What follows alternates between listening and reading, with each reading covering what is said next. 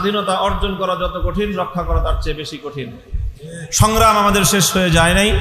আমাদের এই বিজয়কে কলঙ্কিত করার জন্য, এই বিজয়কে ছিনিয়ে নেওয়ার জন্য দেশে বিদেশে ষড়যন্ত্রের কিন্তু অভাব নাই।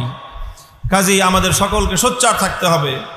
ফ্যাসিবাদী এই শক্তি, অত্যাচারী শক্তি বিগত 16 বছরে কারা কারা, কোন নেতা, মাঝারি নেতা, পাতি নেতা, কারা কারা জুলুম এবং অত্যাচারের সাথে সংশ্লিষ্ট ছিল, তাদের নামের তালিকা করে করে তারা যেন আর কোনোদিন আমাদের এই দেশের রাজনীতিতে পুনর্বাসিত হতে না পারে, তাদের বিরুদ্ধে পাড়ায় পাড়ায় প্রতিরোধ গড়ে তুলতে হবে।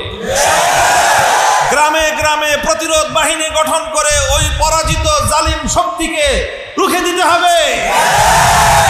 সর্বদলীয় সংগ্রাম পরিষদ করবেন, প্রতিরোধ সংগ্রাম পরিষদ গঠন করে বাংলাদেশে কারা কারা 16 বছর পর্যন্ত মানুষের অধিকার নিয়ে ছিনিমিনি খেলেছে তাদের নামের তালিকা করে এলাকায় এলাকায় টানায় দিবেন এবং সেই সমস্ত লোকদেরকে এলাকায় কালো তালিকাভুক্ত করে অবাঞ্ছিত ঘোষণা করবেন।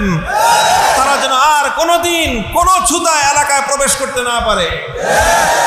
তাদের সকলকে আইনের হাতে সোপর্দ করে বিচারের মাধ্যমে তাদেরকে সঠিকভাবে শায়েস্তা করতে হবে।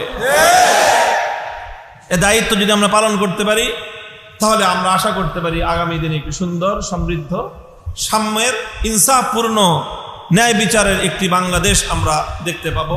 আল্লাহ পাক রব্বুল আলামিন আমাদেরকে সেই বাংলাদেশ দেখার তৌফিক দান করুন। এদেশের মাটিতে চূড়ান্ত বিজয় আসবে যেদিন কালেমার পতাকা উঠবে, সেদিনই প্রকৃত অর্থে মানবতার মুক্তি হবে। এর আগ পর্যন্ত পূর্ণাঙ্গ মুক্তি সম্ভব নয়।